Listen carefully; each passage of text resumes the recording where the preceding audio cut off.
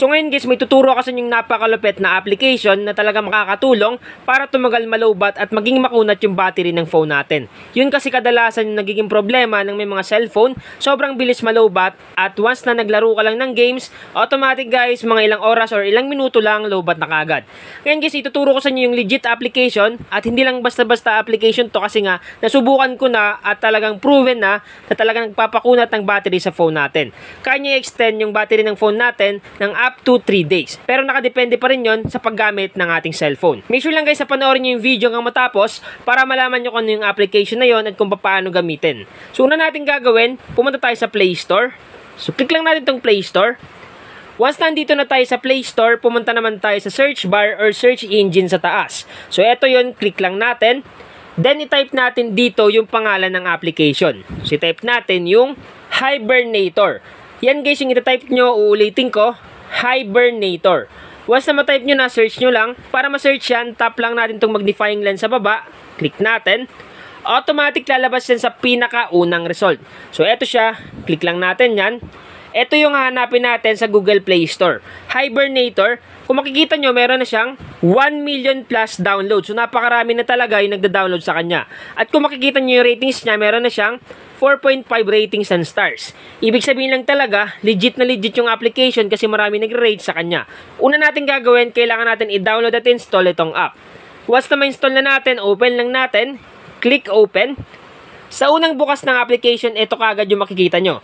Kung mapapansin nyo guys, napakasimple lang ng dashboard niya. Makikita nyo dito sa taas yung Hibernator. Dito naman sa gitna yung user apps, system apps, and mga application na mga naka-launch. So ngayon guys, paano nga ba ito gamitin? So ituturo ko sa inyo guys step by step. So kung makikita nyo dito, may nakalagay launch apps. Pag sinabing launch apps, yan yung mga running apps sa background. Yung tumatakbo at nagkukonsume ng battery sa phone natin. Kung mapapansin nyo guys, meron akong 105 launch apps. Ibig sabihin guys, 105 application yung tumatakbo sa phone ko na nagiging sanay kung bakit mabilis malowbat. Then, kung makikita nyo guys, yung hibernated apps, 0 pa yan. Kasi nga, wala pa tayong ginagalaw. So, ang gagawin natin guys, para yung mga running apps sa background, yung mga nagkukonsume ng mga application, mga games na hindi natin alam. Minsan kasi guys, may mga notification yan na kahit hindi natin ginagamit yung phone natin, once na may notification na pumapasok, automatic, nagiging sanay kung bakit mabilis malowbat yung phone. At may mga application din na kahit hindi mo ginagamit talaga is nagkukonsume ng ating battery. Ngayon guys, ang gagawin mo para yung mga launch apps na yan is mawala, i-click mo lang tong tatlong Z dito. Itong bilog dito guys na may Z. Click natin. Once na maklik mo yan, lalabas yan. The Accessibility Service Usage. Basahin nyo na lang guys. Ang gagawin nyo lang, click nyo lang tong agree and continue. Click natin. Once na maklik mo yan, automatic mapupunta tayo sa My Accessibility. Ngayon hanapin natin dito yung pangalan ng application, yung Hibernator. So ito siya, pangatlo, Hibernator. Click lang natin. Once na maklik mo na yan, kailangan natin i-turn on yung Use Hibernator. Okay? So naka-turn on siya, dapat ma-on yan. So para ma-on, click lang natin tong button. Ang gagawin mo lang, click mo lang tong allow. Click allow. Then once na maklik mo na yung allow, automatic naka-on na yung Hibernator. So i-back lang natin. Once na back mo na guys, saka mo na i-click ulit yung tatlong Z dito, yung Z na nasa bilog. Click natin. Automatic guys, lalabas yung Hibernator. So gagawin mo lang, click mo lang tong show the settings. Then once na maklik mo yung show the settings, mapupunta kayo sa may display over other apps.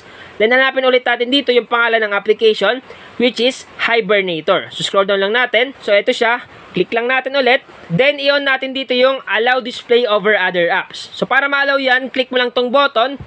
On natin. Then once na ma-on mo na, back mo lang ulit. Then i-click ulit natin tong tatlong Z dito, yung nasa bilog. Pangatlong beses na natin i-click. So click natin.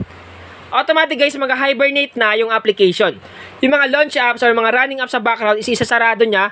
Yung mga nagiging sanay kung bakit sobrang bilis malowbat ang phone natin. Yung mga application na nagkukonsume ng battery na kahit hindi natin ginagamit is mako-close siya. Ibig sabihin lang guys, sa ganung paraan talaga makakatipid tayo sa battery consumption at may extend talaga yung battery life ng phone natin. So pwede siya ma-extend ng up to 3 days. Pero nakadepende pa rin yan kung paano nyo gamitin yung cellphone nyo. Kung halimbawa lagi kayo naglalaro, syempre guys, hindi yan naabutin ng 3 days. So nakadepende pa rin sa gumagamit ng cellphone yung battery lifespan. So antayin natin guys mag 100% yung pag-hibernate ng application. So yan guys, 7980. So madali lang yan guys. Be patient lang sa pag-aantay. Kasi nga pinaprocess niya at sinasara niya yung mga running apps sa background na naging sanay kung bakit sobrang bilis malowbat. Automatic pag 100% na, mapapansin mo sa taas, yung launch apps is 0 na. Ibig sabihin lang, nasarado na yung mga running apps sa background. So ibig sabihin lang, na-hibernate na at talagang na-extend na yung battery sa phone natin. Ngayon naman halimbawa kung ayaw mo lahat isara or i-close yung mga running apps sa background, pumunta ka lang dito sa may exception list. So, click mo lang itong plus sign dito or add button. Piliin mo dito yung mga application na gusto mo lang naka-open lagi or yung mga running apps. Kung gusto mo laging tumatakbo yung application, piliin mo lang dito para exempted siya once na magkikling ka or mag-hibernate ka or magko-close ka ng mga launch apps. So, ganun lang guys, kasimple gamitin itong hibernator. At subuko na to guys, dati pa, talagang legit siya na nakakatulong para ma-extend yung lifespan ng battery sa phone natin. Makakatulong siya para tumagal malowbat, maging makunat, at magamit na mahabang oras yung battery ng phone. So, sana guys, nakatulong tong vlog ko ngayon. Once again naman, Tech PH, thank you, and God bless all.